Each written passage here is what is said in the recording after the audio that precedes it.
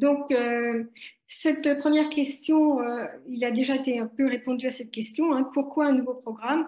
Ça rentre dans un ensemble politico-médiatique. Il s'agit d'attirer l'attention sur un certain nombre de focus, tout en détournant l'attention de points qui sont beaucoup plus problématiques, comme celle de l'inégalité dans l'école. C'est aussi une manière de capter l'attention. C'est un positionnement par rapport à PISA, c'est-à-dire qu'on se situe uniquement en mathématiques et en français, comme si c'était les seules disciplines qui étaient enseignées, et comme si PISA se préparait dès la maternelle. PISA, je rappelle que ça se passe à l'âge de 15 ans et que les difficultés, comme il a été montré, portent beaucoup plus sur la question des inégalités scolaires que des réussites proprement dites.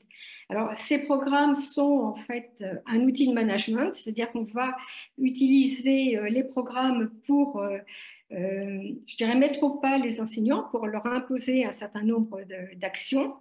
C'est aussi une réponse à quelque chose que le ministère a constaté, c'est-à-dire que le ministère a produit une gamme extrêmement importante de manuels, hein.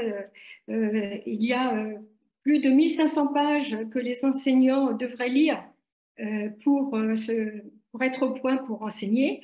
Et l'enquête faite par le ministère montre qu'il n'y a que 5,5% des enseignants qui utilisent ces fameux guides. Ils utilisent en général les programmes.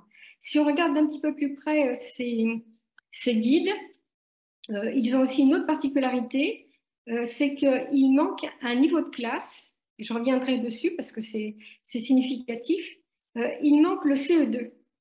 Le ministère a toujours fait comme si le CE2 n'existait pas et comme si tout devait être acquis avant. Et les programmes vont le confirmer.